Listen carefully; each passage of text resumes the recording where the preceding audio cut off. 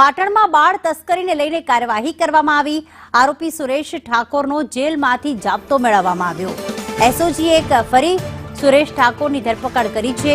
કોર્ટમાંથી transfer warrant મેળવીને ધરપકડ કરવામાં આવી। આરોપી સુરેશ ઠાકોર સામે 2 પોલીસ ફરિયાદ દાખલ થઈ છે। તો પાટણ જિલ્લામાં બાળ તસ્કરીના મામલે એસઓજી પોલીસ દ્વારા કોર્ટમાંથી ટ્રાન્સફર વોરંટ મેળવી આરોપી સુરેશ ઠાકોરને જેલમાંથી જાપ્તો મેળવવામાં આવ્યો। ભરત પ્રજાપતિ જોડાઈ ગયા છે। ભરત, શું વધુ અપડેટ આ ઘટનામાં?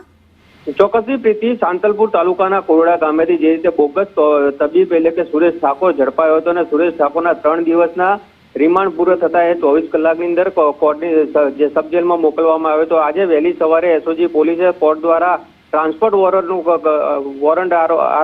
વોરંટથી ફરી એક વખત સુરેશ ઠાકોરની અટકાયત કરી છે। અટકાયત બાદ જે રીતે જિલ્લાની અંદર તેની અંદર જે રીતે 3 દિવસના રિમાન્ડ મેળવતા રિમાન્ડની અંદર બાળ તસ્કરીનો આરોપ તેની ઉપર લાગ્યો હતો અને આજે ફરી એક વખત તેને બાળ તસ્કરીની અંદર અટકાયત કરીને પોલીસ તપાસ કરી રહી છે। સૌથી મહત્વની બાબત છે કે સુરેશ ઠાકોર દ્વારા જે મહિલાને અહીંયા પ્રસૂતિ માટે લાવ્યો હતો તે હોસ્પિટલનું નામ હજુ તો ખુલ્યું નથી અને ડોક્ટરોના નામ પણ નથી ખુલ્યા, પરંતુ હવે સુરેશ ઠાકોરની અટકાયત કરવામાં આવી છે અને અટકાયત બાદ હોસ્પિટલની અંદર જે બાળક બીમાર થયું હતું તેની સાથે સુરેશ ઠાકોર જે નિષ્ઠા હોસ્પિટલની અંદર સુરેશ ઠાકોર તેની સાથે એક મહિલા ગઈ હતી। આ મહિલા કોણ છે તે દિશામાં પણ અત્યારે પોલીસ તપાસ કરી રહી છે। સૌથી મહત્વની બાબત છે કે સુરેશ ઠાકોરની હવે બાળ તસ્કરીની અંદર અટકાયત કરવામાં આવી છે। અટકાયતની અંદર મોટા ખુલાસા થાય તેવા શક્યતાઓ જોવા મળી છે, કારણ કે સુરેશ ઠાકોર ઉપર બાળકને જે રીતે લે વેચમાં 1,20,000ની અંદર વેચવામાં આવ્યું, વેચવા બાદ આ બાળક ક્યાં છે તેમજ જે પ્રસૂતિ કરેલી મહિલા ક્યાં છે તેમજ જે હોસ્પિટલમાં તેની સાથે આવેલી મહિલા ક્યાં છે, આ સમગ્ર દિશાની અંદર અત્યારે પોલીસ